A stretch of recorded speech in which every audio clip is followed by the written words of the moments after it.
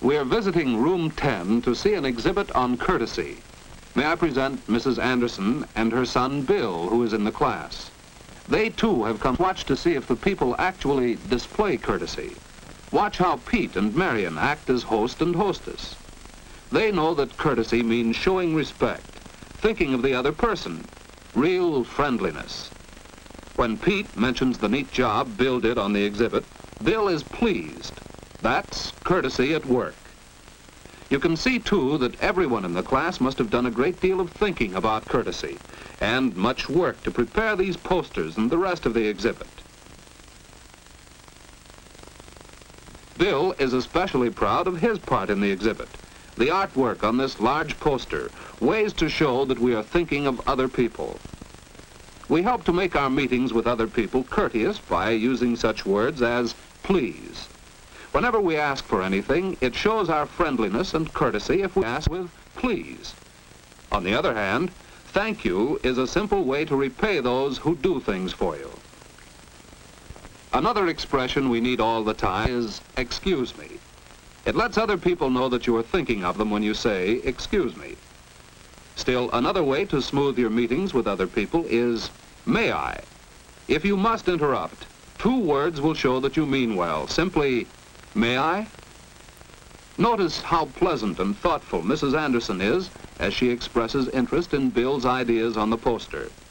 Bill graciously shares the credit with his classmates. It was a joint project, he explains, during their study of courtesy. While Pete and Marion posed, Bill sketched the action. Please.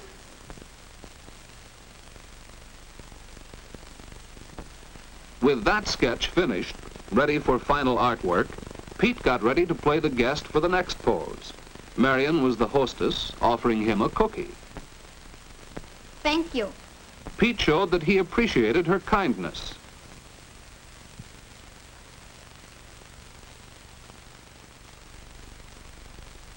For the next demonstration, they needed another chair to make a sofa, and they needed a telephone.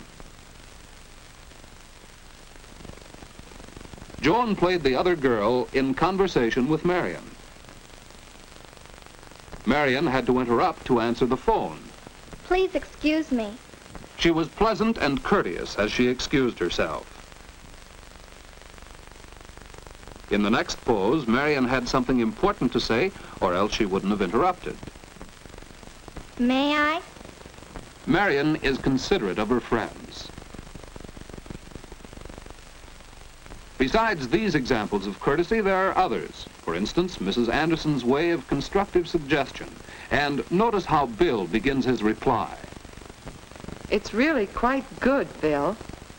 But don't you think these courteous ways can be used in more than just these 4 situations? Oh, yes, you're right, Mother. That's why we put the captions on the poster. We need them all the time. Yes, we do need these simple expressions all the time to show that we are thinking of the other person. On the table is a scrapbook, especially prepared for the exhibit. It also showed consideration of the other person. The exact form of an invitation letter may vary, but this is an example. Dear parents, an exhibit of our schoolwork and courtesy will be held in room 10 of the Sunnyside School on May 29th from 7:30 to 9 p.m. We hope you can come. Your friends, the class of room 10. Notice the details about place, date, and time, as well as a few words of cordial invitation. This type of invitation needs no acceptance, but the class prepared an example of one for their scrapbook. Dear friends, we thank you very much for the invitation to your exhibit in room 10 of the Sunnyside School on May 29 from 7:30 to 9 p.m. We shall be pleased to see your work on courtesy. Sincerely yours, your parents. A letter of acceptance shows all the same details to be sure they are correct.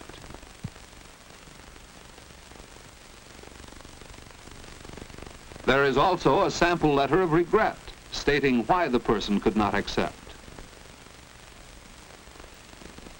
On the next few pages of the scrapbook are drawings and poems Pete had made about courtesy when using the telephone. Answer promptly. Don't keep the other person waiting.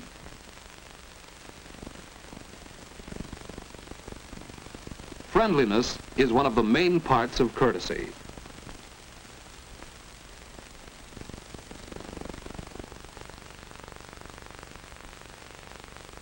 It saves time and makes your conversation more pleasant if you speak distinctly.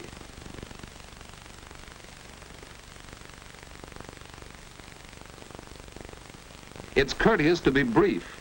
Someone else may want to use the telephone. So much for the scrapbook.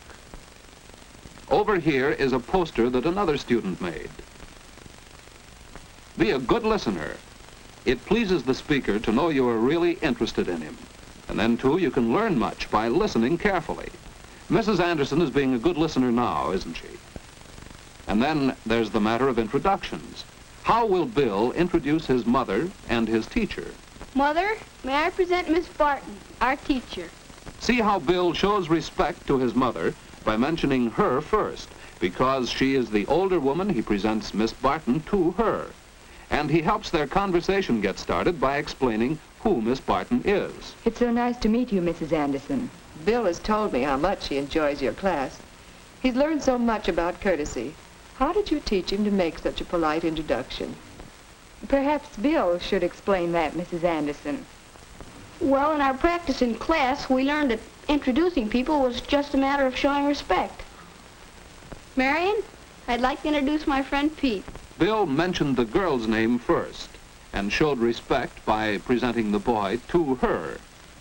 You can mention either name first with two boys of the same age. Bill, this is Pete. Pete Dawson, Bill Anderson. How do you do, Bill? Hello, Pete. So the poster that grew out of this practice is included in the exhibit.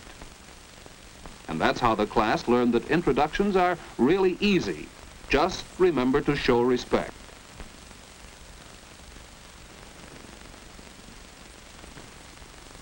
Besides showing respect, your introductions can help the conversation to begin. Notice how Bill's mother introduces her friends, Mr. and Mrs. Hall. Mrs. Hall, this is Miss Barton, the teacher in this room. Mrs. Hall is Joan Hall's mother. Miss Barton, as hostess, offers her hand. Next, Mr. Hall is presented to Miss Barton. And finally, Bill is presented to Mr. and Mrs. Hall. Remember the order? There's a technique to shaking hands. No one likes to have his hand crushed by a bear, nor to clasp one like this, sometimes referred to as dead fish.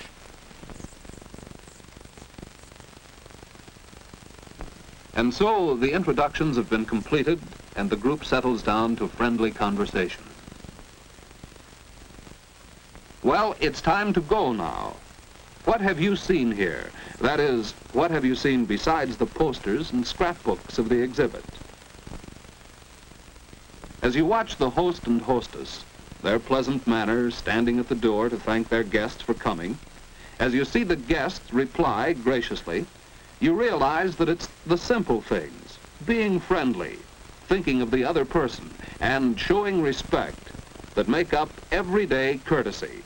Real living courtesy has made the evening a pleasure and a success.